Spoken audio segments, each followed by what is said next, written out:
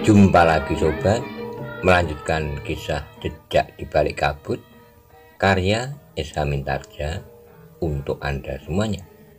Selamat menikmati, salam sejahtera dan bahagia untuk Anda sekeluarga. Salam budaya.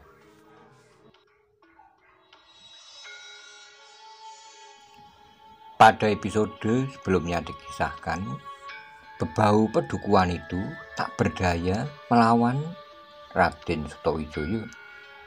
Tetapi karena kemarahannya, ia pun menjadi hilang pertimbangannya.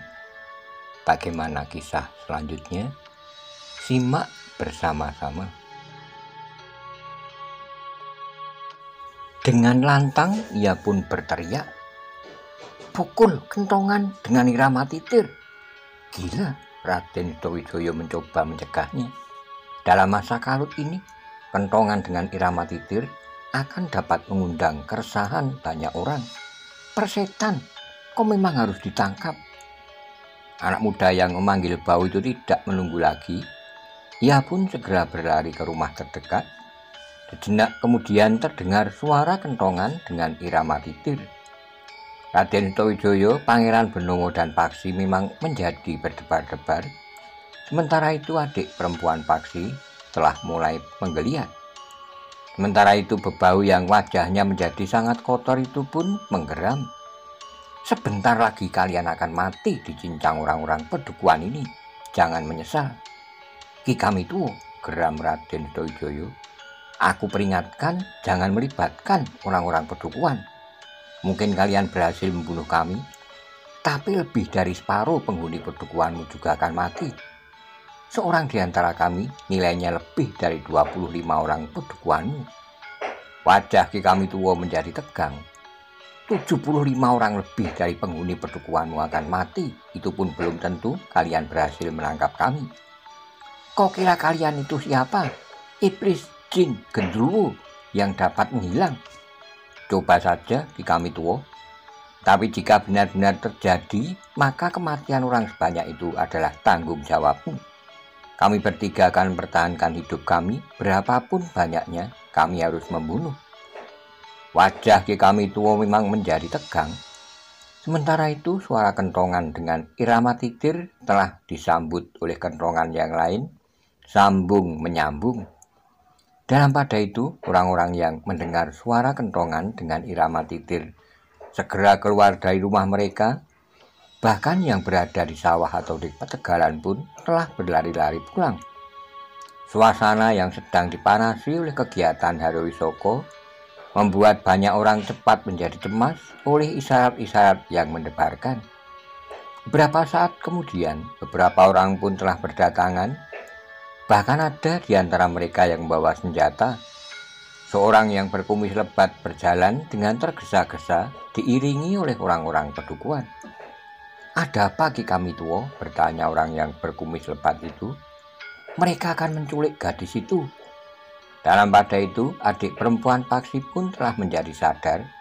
Ketika ia membuka matanya, pandangannya yang kabur melihat seorang yang sangat dikenalnya berjongkok di sisinya. Ketika penglihatannya menjadi semakin jelas, maka gadis itu mulai menangis. "Jangan menangis, aku ada di sini," desis Paksi. Gadis itu tiba-tiba saja memeluk Paksi, tangisnya menjadi semakin keras. "Kakang, kakang, jangan tinggalkan aku." Kami Tuwo itu termangu-mangu sejenak. Ternyata gadis itu memang adik dari anak muda yang dikatakan akan menculiknya itu. "Apa yang sebenarnya terjadi?" bertanya orang berkumis itu. "Anak itu Ki Demang," jawab Ki Kami Tuwo. "Kenapa dengan anak itu?" Orang yang bertubuh tinggi besar dan berkumis lebat dari kumis Ki Demang itu pun bertanya pula. "Anak itu akan menculik gadis itu Ki Jogoboyo," jawab Ki Kami Tuwo mulai gagap. "Tapi gadis itu adiknya." "Ia hanya mengaku aku Ki Jogoboyo." "Yang mengaku aku siapa?" "Anak muda itu." "Tapi gadis itu menyebutnya kakang. Kau dengar bahwa gadis itu minta perlindungannya." Ki Kami Tuwo memang menjadi bingung. Namun dalam pada itu terdengar derap kaki kuda beberapa ekor yang mendatangi. Dalam suasana yang panas itu, maka suara kentongan dalam irama titir itu telah mengundang sekelompok prajurit. Mungkin saja telah terjadi benturan antara orang-orang Pedukuhan dengan para pengikut Haryowisoko. Demikian beberapa orang prajurit itu mendekat, tiba-tiba saja Ki Kami Tua pun berteriak, "Mereka adalah pengikut Haryowisoko." Yang mendengar teriakan Ki Kami Tua itu terkejut. Bahkan Ki Demang dan Ki Jogoboyo pun terkejut pula. "Apa katamu?" bertanya Ki Demang. "Mereka adalah pengikut Haryowisoko." "Tetapi kau tadi tidak mengatakan seperti itu. Tadi kau sebut anak-anak itu hendak menculik gadis, padahal gadis itu adalah adiknya." "Aku sebenarnya masih ingin mengambil cara yang lebih lunak, Ki Demang. Tetapi setelah para prajurit datang, aku tidak dapat mengatakan lain, kecuali bahwa mereka adalah para pengikut Haryowisoko termasuk." "Dari mana kau tahu?" bertanya perwira prajurit yang memimpin sekelompok prajurit berkuda itu. Ki Kami Tua memang agak menjadi gagap, namun ia pun menjawab, "Kami di sini semuanya tidak mengenal mereka. Mereka berjalan mengendap-endap. Nampaknya mereka akan pergi ke terowongan air di sebelah mereka, sedang berusaha menyusup keluar." Perwira itu mandang paksi Pangeran Benowo dan Raden Sutawijaya sejenak. Ketiganya memang mengenakan pakaian orang kebanyakan, sehingga mereka menjadi tidak mudah dikenalinya. Dengan nada berat, pemimpin sekelompok prajurit itu pun kemudian memberikan perintah kepada para prajurit, "Siapapun mereka, bawa mereka ke barak. Kita akan memeriksa mereka di barak nanti."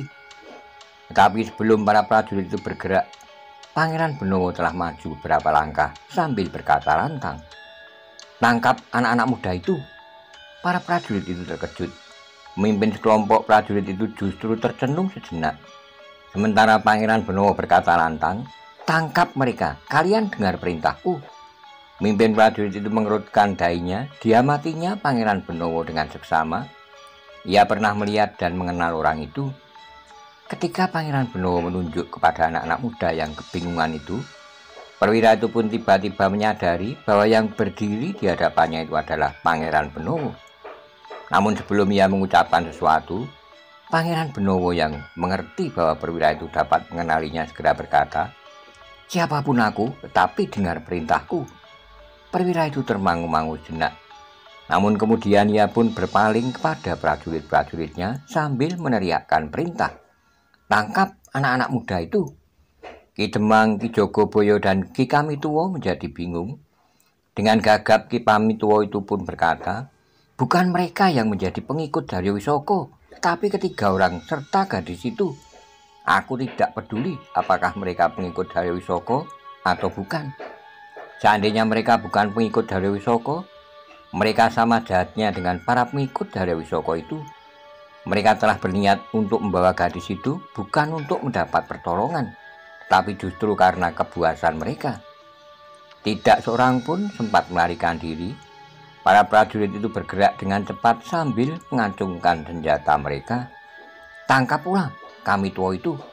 Kenapa aku harus ditangkap?" bertanya Kami Tua itu dengan gagap. "Kau telah memfitnah. Kau sebut kami pengikut Haryowisoko bukan karena kau curiga terhadap kami, tapi karena kau sudah terlanjur membela anakmu yang mabuk itu." Ki Demang yang kebingungan itu tiba-tiba bertanya, "Siapakah kau sebenarnya sehingga perintahmu dipatuhi oleh para prajurit?" "Kau tidak perlu tahu," jawab Pangeran Benowo. "Yang penting awasi lingkunganmu. Kau lihat bahwa anak-anak muda itu adalah anak-anakmu. Aku Demang yang memimpin daerah ini. Aku harus tahu pasti apa yang terjadi di sini. Kau percaya bahwa yang datang ini sekelompok prajurit?" Ki Demang termangu-mangu. "Biarlah mereka melaksanakan tugas mereka dengan baik." Ki Demang dan Ki Jogoboyo tidak dapat mendesak. Mereka hanya berdiri termangu-mangu ketika para prajurit menangkap anak-anak muda itu serta sekaligus Ki Kami Tua. Sementara itu beberapa orang prajurit memang bertanya-tanya di dalam hati. Namun sebagai prajurit, mereka mematuhi perintah perwira yang memimpin mereka. Ketika para prajurit itu sudah siap untuk membawa anak muda dan Ki Kami Tua bersama mereka ke barak, Perwira yang memimpin kelompok prajurit itu telah menghadap Pangeran Benowo sambil berdesis perlahan, "Kami menunggu perintah. Bawa mereka ke barak, nanti aku akan menemui mereka." "Hamba pangeran." "Jangan sebut di hadapan mereka." "Hamba pangeran, pergilah." Perwira itu pun segera memberikan perintah kepada para prajurit untuk segera bergerak. Namun beberapa orang anak muda mulai merengek. Seorang di antara mereka menangis, "Tolong aku, Ki Demang, ibuku akan mencari aku." Tetapi Pangeran Benowo lah yang menyaut, "Beritahu ibunya bahwa anak-anaknya telah mabuk dan hampir saja terjerumus ke dalam tindakan nista yang akan membuat namanya cacat seumur hidup. Beritahu bahwa anak itu sekarang berada di barak prajurit di ujung jalan yang menuju ke pintu gerbang samping." Ki Demang berdiri termangu-mangu, sementara anak itu masih saja menangis. "Ki Jogoboyo, tolong aku tidak ikut-ikutan mereka untuk membawa gadis itu." "Mulutmu masih berbau tua," sahut Pangeran Benowo. Para prajurit tidak menghiraukan tangisnya Ki Demang dan Ki Jogoboyo tidak dapat berbuat apa-apa, sementara Ki Kamituwo pun telah ikut bersama para prajurit itu pula. Demikian mereka menghilang di tikungan. Maka Pangeran Benowo pun kemudian berkata kepada Paksi, "Bawa adikmu pulang." Paksi tidak menyaut. Nampaknya Pangeran Benowo tidak ingin dirinya dikenali oleh Ki Demang, Ki Jogoboyo dan orang-orang yang berada di tempat itu. Ketika Paksi akan mendukung adiknya, maka adik perempuannya itu pun berkata, "Aku dapat berjalan sendiri, Kakang." "Kau masih sangat lemah." "Tidak, aku sudah baik sekarang." "Kau tadi pingsan." "Aku hanya ketakutan." Pangeran Benowo pun kemudian berkata kepada Ki Demang, "Kami minta diri, lain kali hati-hati dengan anak-anak mudamu itu." "Ki Demang, hampir saja gadis ini menjadi korban mereka seandainya kami terlambat datang." Ki Demang tidak menjawab. Dipandanginya Pangeran Benowo, Raden Sutawijaya dan Paksi berganti-ganti. Sementara itu Raden Sutawijaya pun mendekatinya sambil berdesis, "Jangan bingung, Ki Demang, urusi saja anak-anakmu yang nakal itu. Jika Ki Kamituwo pulang, beritahu bahwa sebaiknya ia tidak perlu membuat kesalahan palsu seperti itu." Ki Demang masih saja kebingungan. Namun Raden Sutawijaya, Pangeran Benowo, dan Paksi tidak menghiraukannya lagi. Mereka pun segera meninggalkan tempat itu. Paksi melangkah perlahan-lahan sambil membimbing. Demikian mereka masuki halaman rumahnya, maka ibunya yang masih duduk menunggu di peringgitan segera menghambur turun ke halaman. Dipeluknya anak gadisnya sambil menangis. Demikian pula adik perempuan Paksi itu pun menangis pula. "Sudahlah," berkata Paksi, "marilah kita duduk pula di peringgitan." Sejenak kemudian mereka telah duduk bersama-sama di peringgitan. Seorang pembantu Nyitumenggung menghidangkan minuman hangat bagi mereka yang nampak letih lahir dan batin. "Apa yang dilakukan kakakmu atasmu, Ngir?" bertanya Nyitumenggung dengan suara bergetar. "Aku diseret, Ibu. Aku sangat ketakutan. Setiap kali Kakang mengancam akan membunuh jika aku berteriak, sehingga akhirnya aku pingsan. Aku tidak tahu apa yang terjadi kemudian. Ketika aku sadar, aku melihat Kakang Paksi di sebelahku." Nyitumenggung memandang Paksi sejenak. Namun Paksi pun berkata kepada adiknya, "Sekarang pergilah ke Pakiwan, mandi dan berganti pakaian, agar kulitmu tidak menjadi gatal." Gadis yang tumbuh remaja itu mengangguk kecil, katanya, "Aku mandi dahulu, Ibu." Ibunya mengangguk, katanya, "Mandilah biar tubuhmu menjadi segar." Adik perempuan Paksi itu memang ragu-ragu. Ketika ia masuk ke Pakiwan, rasa-rasanya kakaknya yang telah menyeretnya itu masih saja berada di sekitarnya. Namun ketika ia melihat seorang pembantunya laki-laki sedang membelah kayu tidak jauh dari Pakiwan, maka gadis itu pun menjadi lebih berani. Baru ketika adik perempuannya meninggalkan peringgitan, Paksi menceritakan apa yang hampir saja terjadi atas adik perempuannya itu.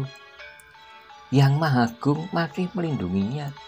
Terdengar suara Nyitumenggung itu sendat, lalu katanya, Terima kasih Pangeran, terima kasih Raden, bahwa Pangeran dan Raden telah membantu Paksi menyelamatkan adik perempuannya.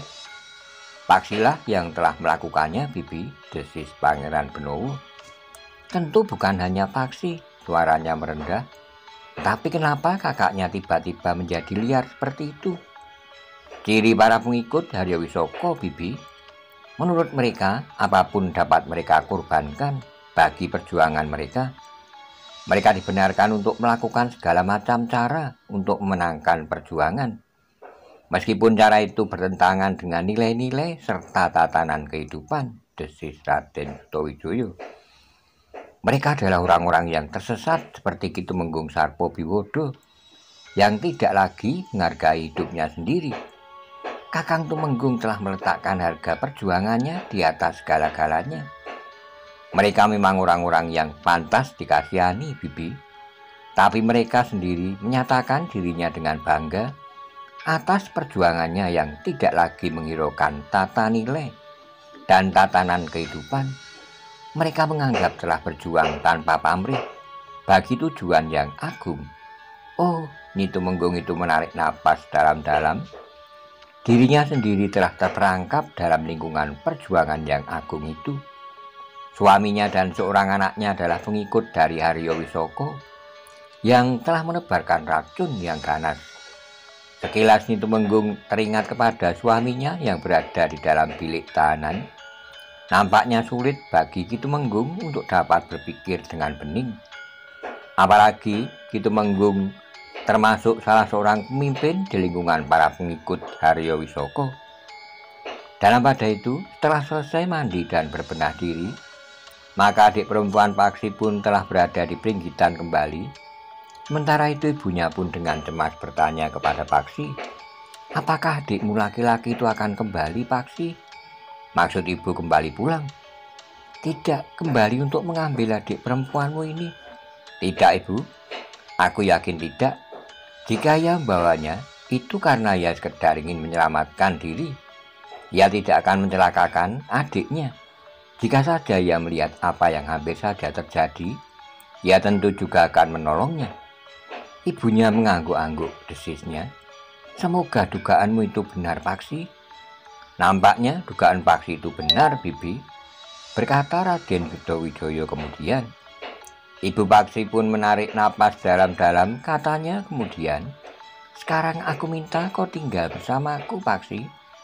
Ya ibu, aku tidak keberatan, tapi aku mohon waktu.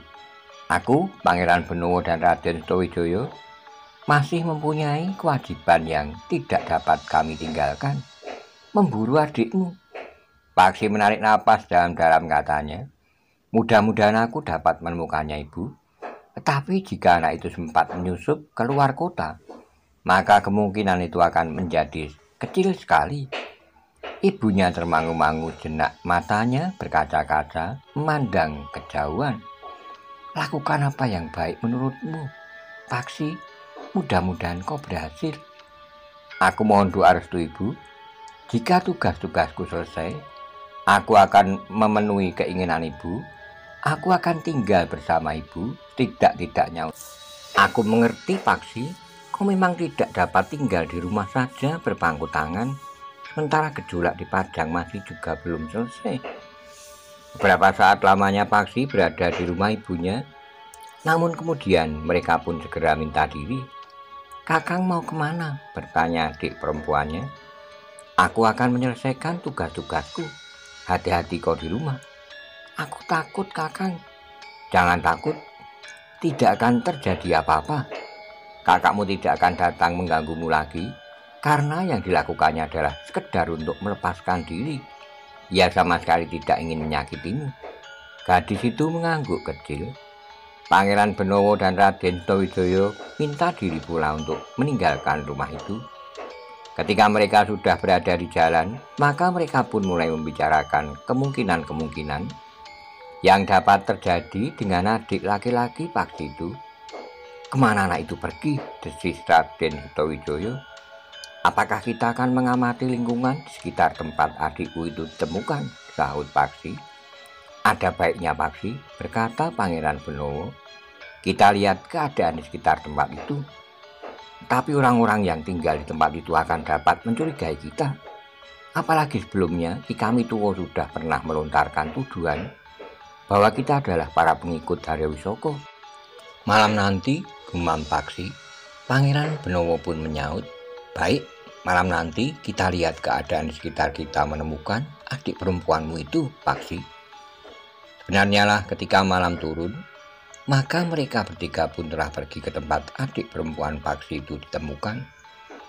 Meskipun tempat itu gelap, tapi ketajaman penglihatan ketiga orang itu dapat diandalkan. Dengan Aji Sabto Pandulu, mereka dapat melihat cukup jelas meskipun tidak sejelas siang hari.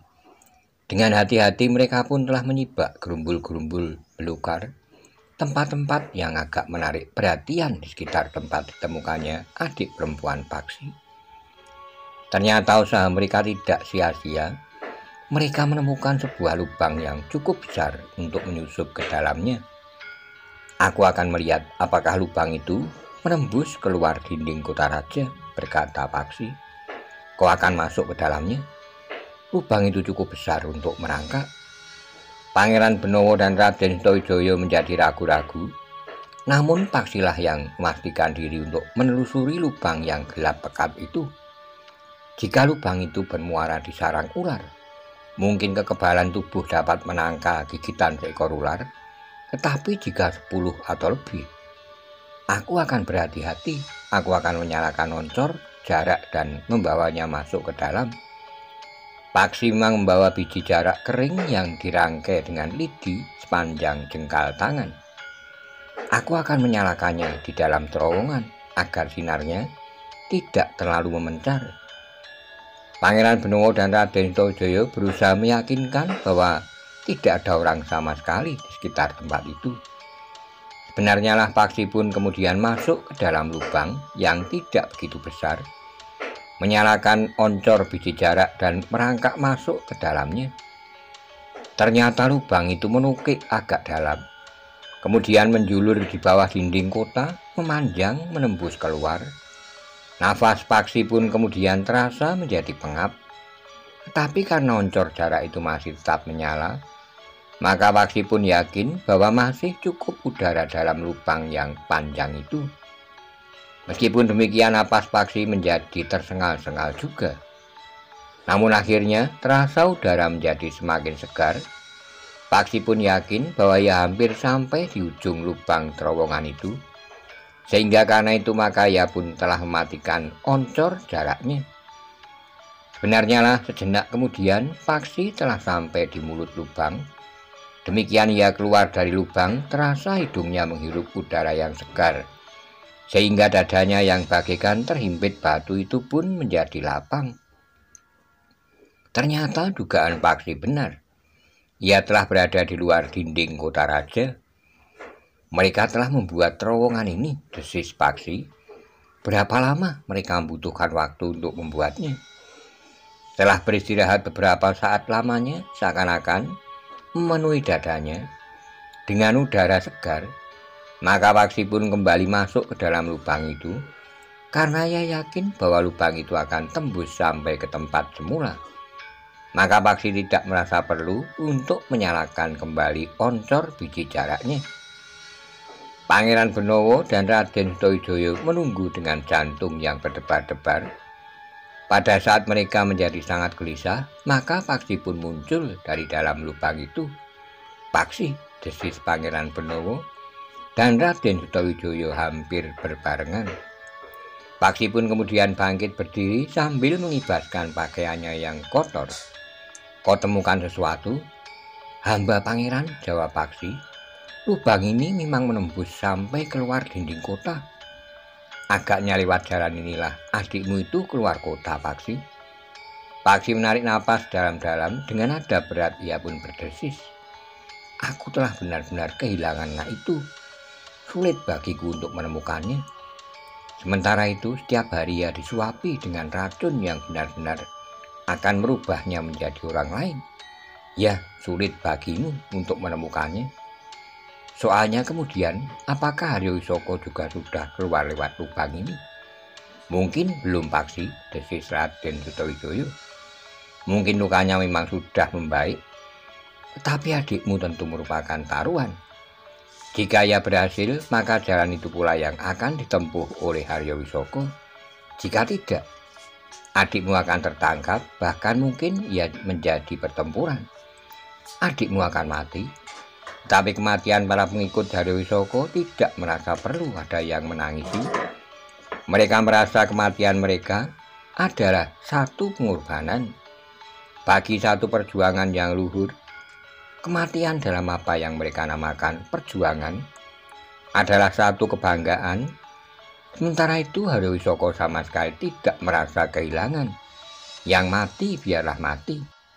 Paksi menarik napas dalam-dalam, namun kemudian ia pun berkata, adikku baru hari ini melewati lubang itu. Aku sependapat, sahut Pangeran Benowo yang tanggap. Sedangkan Raden Sutawijaya pun berkata, aku setuju pula. Bukankah kau bermaksud bahwa Haryo Wisoko masih belum keluar lewat lubang ini? Paksi mengangguk, katanya, hari ini Haryo Wisoko tentu sedang menunggu laporan. Apakah adikku berhasil atau tidak?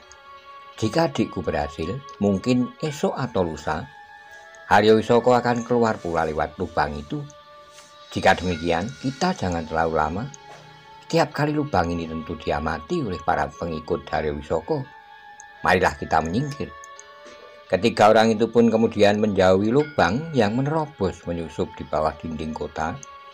Mereka tentu memerlukan waktu yang cukup lama untuk menggalinya. Mengapa mereka tidak mengawasi tempat itu terus-menerus? Desis Paksi. Mengapa mereka tidak mengawasinya sebagaimana mereka mengawasi rumahku? Sehingga para pengikut Haryo Wisoko itu mengetahui bahwa Ki Waskita datang ke rumah itu di malam hari dan bahkan di siang hari. Kita tidak tahu apakah tempat ini diawasi siang dan malam atau tidak. Tapi agaknya mereka tidak merasa perlu mengawasinya karena tempat ini tersembunyi.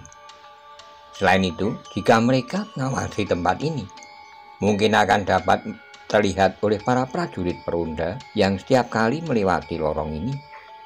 Bukankah kita juga ingin mengawasi lubang di bawah dinding itu? Ya, di mana kita akan mengawasinya? Sebaiknya dari luar dinding, kita akan mendapat banyak tempat untuk bersembunyi. Ketiga orang itu pun sepakat untuk mengamati lubang itu dari luar dinding kota. Jika Haryo Wisoko juga akan mempergunakan itu untuk keluar dari lingkungan dinding kota, maka Haryo Wisoko tentu akan melakukannya dalam waktu setelah ia menerima laporan bahwa adik laki-laki Paksi itu selamat sampai di luar dinding, maka mereka akan melakukannya juga. Aku yakin bahwa mereka akan keluar dari dalam lingkungan dinding kota di malam hari, berkata Raden Sutawijaya. Ya, malam hari adalah pilihan waktu terbaik. Tapi apakah mungkin malam ini? Malam ini adalah waktu yang paling baik bagi mereka. Lubang itu mereka anggap belum diketahui oleh para prajurit. Mereka tentu tidak ingin membiarkan lubang itu terlalu lama menganga sebelum dipergunakan oleh Haryo Wisoko. Karena dengan demikian ada kemungkinan lubang itu sudah ditemukan oleh para prajurit sebelum Haryo Wisoko keluar, sehingga lubang itu akan dijaga atau ditimbun. Jadi, kita akan mengawasi lubang itu sejak malam ini. Jika demikian, maka kita akan keluar dari kota. Ya, semua pintu gerbang dijaga, kita akan dapat dicurigai. Kita akan mencari alasan. Ciri-ciri kita berbeda dengan orang-orang yang mereka cari. Kita katakan pada para penjaga bahwa kita harus segera pulang karena kakek sakit keras. Baik, Pangeran Benowo mengangguk-angguk.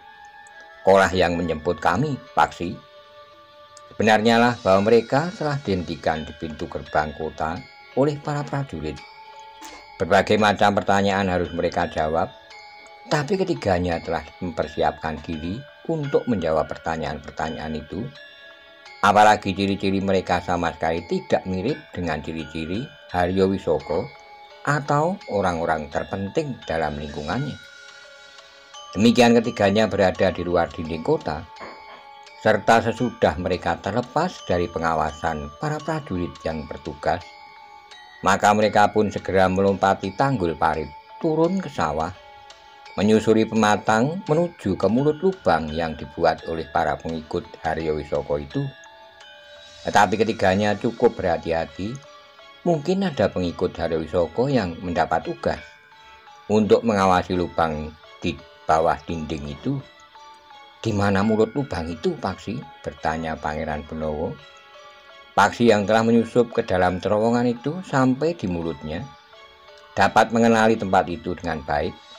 Karena itu maka Paksi pun membawa Pangeran Benawa dan Raden Sutawijaya langsung mendekat. "Ketika aku keluar dari terowongan di bawah tanah itu, aku melihat pohon nyamplung yang besar itu, kemudian bungkah-bungkah batu padas di sebelah sebuah parit yang melingkari lewat di bawah pohon nyamplung itu. Jika demikian kita sudah dekat." "Ya, kita sudah dekat. Kita harus berhati-hati. Mungkin ada 1-2 orang pengikut Haryo Wisoko di sekitar tempat ini."